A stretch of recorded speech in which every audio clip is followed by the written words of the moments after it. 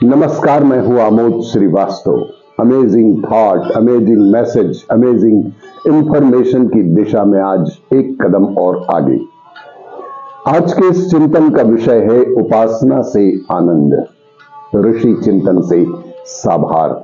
आपको ये मेरा वीडियो अच्छा लगे तो लाइक करें, शेयर करें और लाल बटन दबाकर सब्सक्राइब अवश्य करें।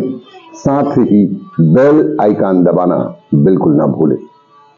आज के इस चिंतन का विषय है उपासना से आनंद।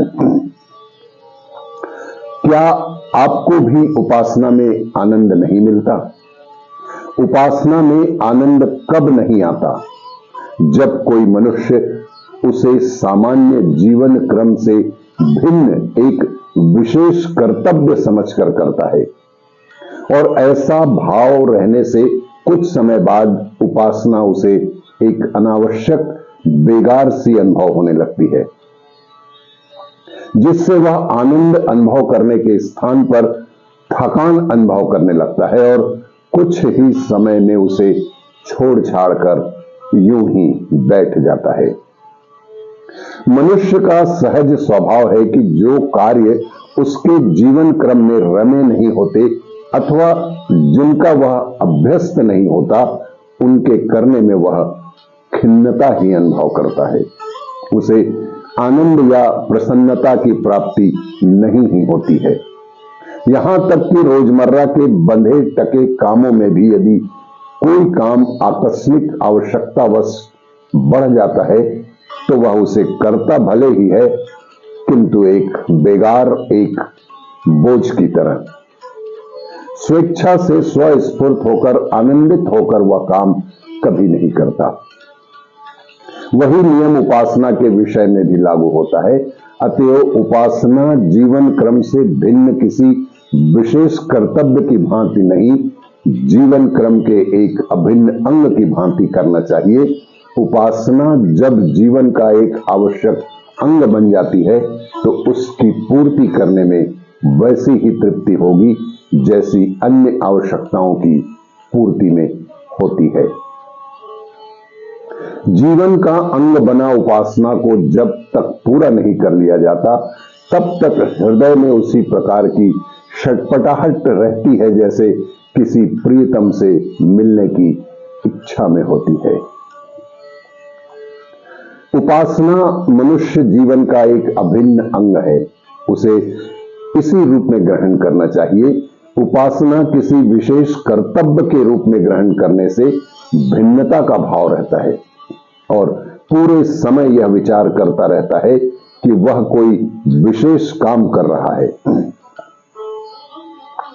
बीवी जिसके कारण उसमें एकाग्रता प्राप्त नहीं हो पाती, जिसके अभाव में उसमें अपेक्षित आनंद की उपलब्धि नहीं होती, स्वाभाविक है कि जिस कार्य में अरुचिपूर्ण निरानंदता रहती है वह देर तक नहीं चल पाता और यदि खींच तान कर चलाया भी गया तो उसमें किसी बड़े फल की अपेक्षा नहीं ही की जा सकती। उपासना में तब भी कोई आनंद नहीं आता जब वह किसी लाभ अथवा लोभ के लिए की जाती है। जी हां, उपासना में कभी भी आनंद नहीं मिलेगा कि यदि उसमें कोई लाभ या लोभ की इच्छा निहित है। किसी स्वार्थ के वशीभूत होकर जब उपासना की जाती है तब उपासक का ध्यान इष्ट के प्रति लगा रहने के स्थान पर अभिष्ट के प्रति लगा रहता है, जिससे भावनाओं का वेग इष्ट की ओर उन्मुख रहने के बजाय लोभ की ओर और भी गतिमान रहता है। इससे इष्ट की समीपता प्राप्त होने के बजाय लोभ को बल मिलता है, जिससे वह उत्तरोत्तर दुर्निवार होता जाता है और कल्याणवती उपासना प्रतिकूल दिशा में फलीभूत होने लगती है। मनुष्य लोभ, लाभ, स्वार्थ एवं कामनाओं का भंडार बनकर स्वयं अपने लिए एक भयंकर वातावरण निर्मित कर लेता है। इसीलिए कभी भी उपासना में लोभ, लाभ, स्वार्थ एवं कामनाओं का समावेश कभी भी ना करें। निश्चल उपासना से ही हमें सच्चा सुख और सच्ची शांति प्राप्त हो सकती है। आपको ये मेरा वीडियो अच्छा लगे तो लाइक करें, शेयर करें और सब्सक्राइब अवश्य करें। धन्यवाद।